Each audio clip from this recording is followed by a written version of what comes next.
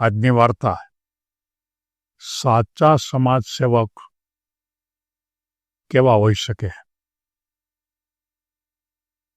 મિત્રો, આ વાત ગોપાલ કૃષ્ણ ગોખલેના અને ડૉક્ટર રાજેન્દ્ર પ્રસાદના સંદર્ભની વાત છે. આપણને ખબર છે કે ગોપાલ કૃષ્ણ ગોખલે બહુ વિદ્વાન માણસ હતા અને એ મોટા ભાગે યુવાનોને ખાસ ચોક્કસ પ્રકારના માર્ગદર્શન આપતા. દરરોજ યુવાનો સાથે વાતો કરે, યુવાનોને પ્રશ્નો પૂછે અને કંઈક ને કંઈક એને જીવનમાં આગળ વધવા માટેના રસ્તા બતાવે.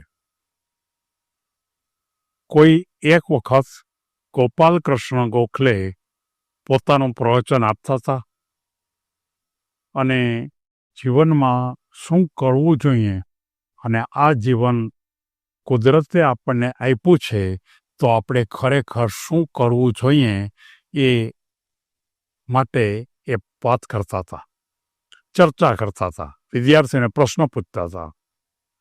વિદ્યાર્થીઓને મજા આવતી હતી. પછી એમણે એમ કીધું કે સાચા સમાજના જે સેવક છે એ કેવા હોવા જોઈએ પૂછ્યું. અને પછી બધાને એમ કીધું કે તમે આના માટે વિચાર કરજો અને પછી આપણે આવતીકાલે આના ઉપરની ચર્ચા કરશું. બધાએ કીધું કંઈ વાંધો નહીં. થોડીક વાર થઈ તો બધા વયા ગયા. એક છોકરો ત્યાં બેઠો રહ્યો.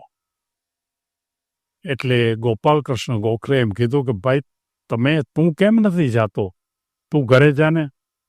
તો કે મને મનમાં એક સમસ્યા ઊભી થઈ છે. મારે સારા સમાજ સેવક બનવું છે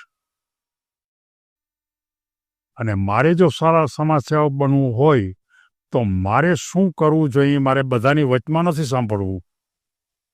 મારે તમારી પાસેથી જાણવું છે કે મારે સમાજ સેવક બનવું હોય તો શું કરવું. તમને ખબર છે કે ગોપાલ કૃષ્ણ ગોખલે ગણિતના બહુ મોટા વિદ્વાન હતા. ગણિત એનો પોતાનો રસનો વિષય હતો, જેને આપણે એમ કહી શકીએ ગણિત શાસ્ત્રી જ કહી શકાય.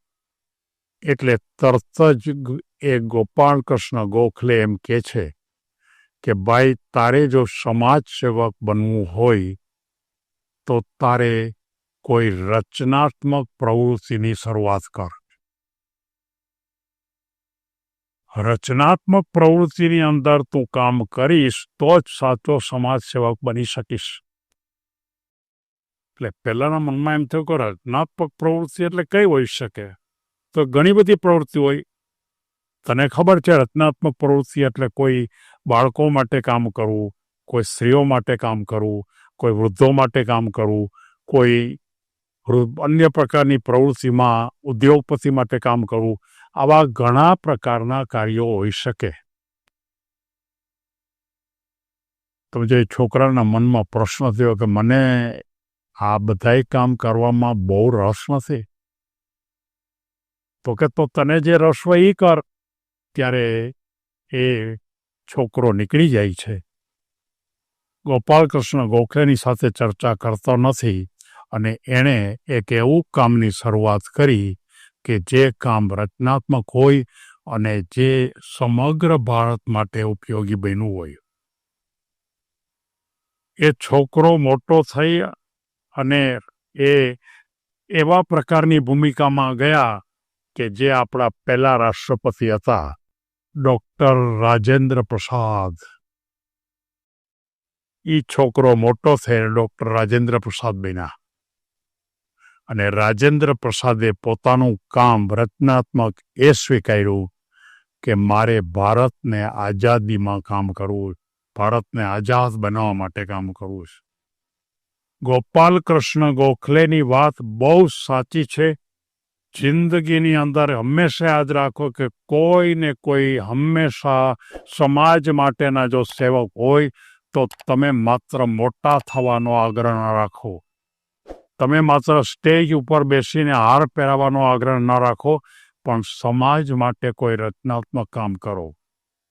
કેટલીક જ્ઞાતિઓના કાર્યકરો છે, કેટલાક સમાજના મંડળના કાર્યકરો છે, એ બધાને કહેવું છે કે આજના સમયની અંદર આ પ્રકારના બધા જ કાર્યકરો માત્ર ને માત્ર પોતાના વિકાસ કરવા માટે કામ કરે છે. ખરેખર તો એ જે સમાજના એ કાર્યકરો છે, સમાજના જે વડા છે, એ સમાજ માટે કામ કરવું છે. સમાજના છેવાડા સુધી કામ કરવું જોઈએ. સમાજના ગરીબમાં ગરીબ માણસો સાથે કામ કરવું જોઈએ. સમાજના તકલીફવાળા માણસો માટે કામ કરવું જોઈએ. અને એને ભેખ જો લેવાનો પ્રયત્ન કરે તો જ સમાજના કામ કરવા માટે આગળ આવવું જોઈએ. આ વાત ગોપાલ કૃષ્ણ ગોખલે સમગ્ર સમાજને કહે છે.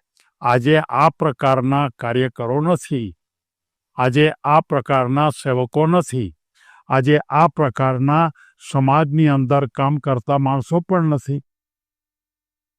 કોઈ સમાજના કોઈ મોટા અધિકારીઓ પણ આ પ્રકારના નથી, કોઈ ટ્રસ્ટીઓ પણ આ પ્રકારના નથી. પોતાના વ્યક્તિગત સ્વાર્થની ભૂમિકા ઉપર કામ કરતો સમાજ આજે પોતાના જે સમાજના વડા છે એ સમાજની એક નાની બાબતને જો પોતે ધ્યાન રાખે અને એને માટે પોતાનો સમય વધારેમાં વધારે આપી શકે અને એ તમામે તમામ વ્યક્તિને એકદમ ઊંચા લેવલ ઉપર લઈ જવાનો પ્રયાસ કરે, ત્યારે સાચા અર્થમાં એ રચનાત્મક કામ થયું. અને દરેક સમાજના કાર્યકર તો જ બનવાનું, એમ ગોપાલ કૃષ્ણ ગોખલે કહે છે કે તમે રચનાત્મક કામને તમે મહત્વ આપો અને કોઈ પણ રચનાત્મક કામ તમે કરશો તો તમે ખાતરીપૂર્વક તમે સાચા કાર્યકર બની શકશો, એમ કહે છે. અને એના જ કારણે તે માનો કે રાષ્ટ્રપતિ બન્યા અને એ ભૂમિકા ઉપર એ પોતે આગળ વધી ગયા. રાજેન્દ્ર પ્રસાદને આજે આપણે યાદ કરી છે. એકદમ સજ્જન માણસ, ખૂબ કામ કર્યું, રાષ્ટ્રના વિકાસ કરવા માટે પણ એ ખૂબ કામ કર્યું. સૌને ધન્યવાદ.